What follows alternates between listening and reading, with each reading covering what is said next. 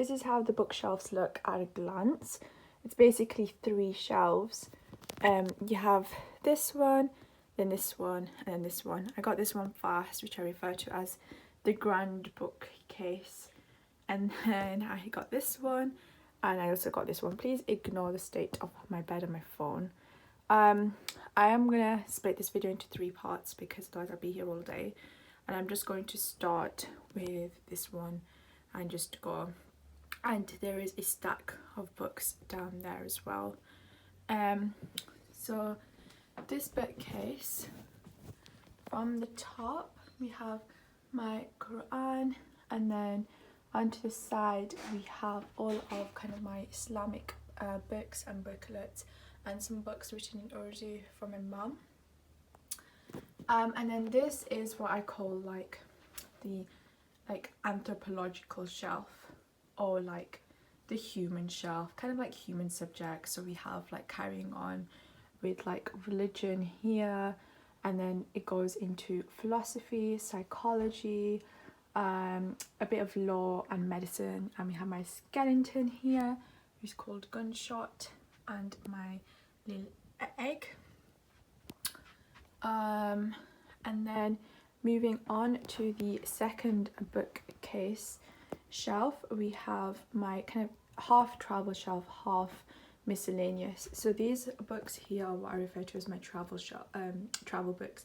These are books that I've picked up on my travels, either in the UK or abroad, and I've just accumulated them here.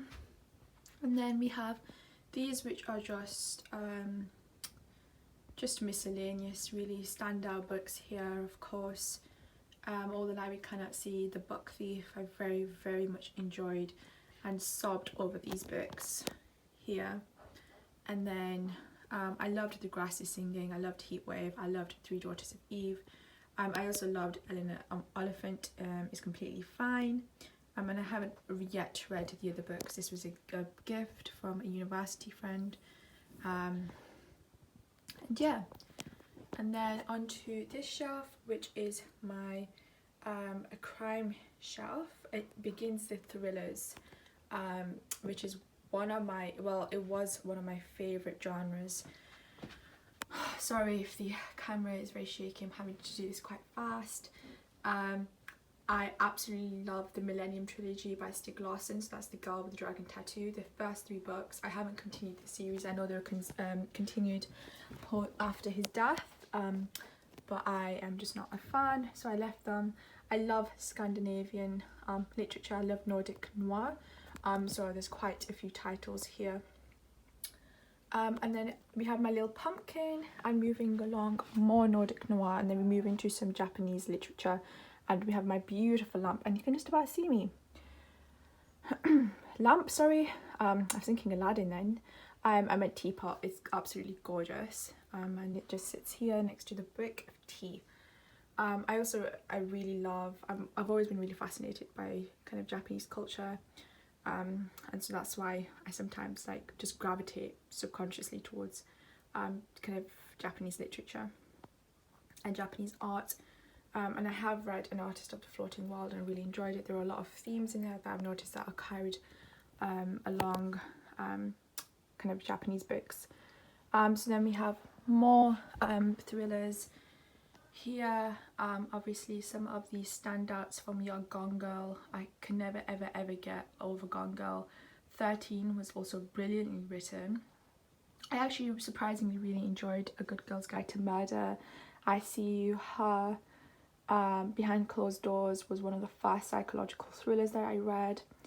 The Lovely Bones kind of changed, like, it was just such a kind of revolutionary, I can't think of a better word, but perspective change. And I love Karen Slaughter, and surprisingly or ironically, I don't actually own my favourite books of hers.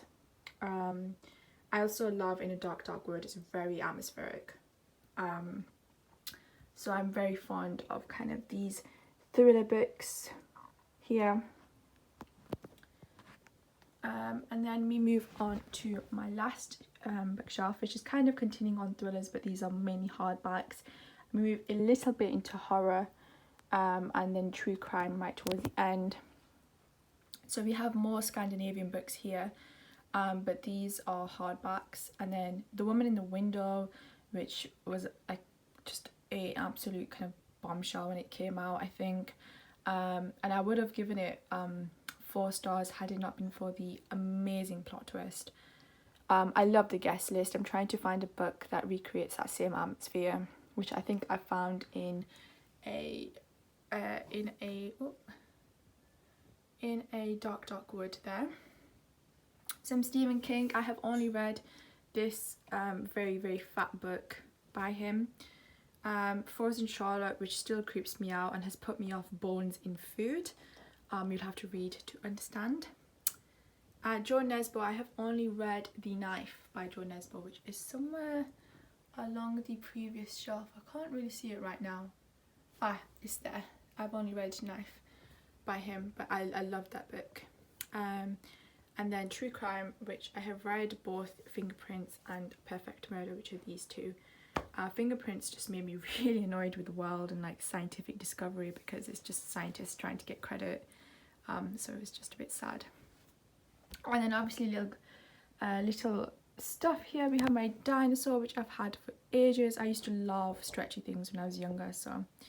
And my strawberry salt and pepper shaker, my reindeer, which is just peeping through, and then my paint palette here, which I've had to store here. And then obviously my little coins. If the camera focuses, this is a William Shakespeare one. This is kind of a dictionary 50p one. And we have Hamlet and King Lear. And then there's this book pile here with my mannequin, who's sitting here and just looking after all of these books. So we have non-fiction, historical fiction and biography. I haven't read a lot of these. I've only read Prisoners of Geography and I was very, very disappointed by it. And I haven't actually read all of the other ones. So just to give you another brief overview, that is the first shelf of all of my books. And then down here are like booklets and scarves. So yeah, first part done.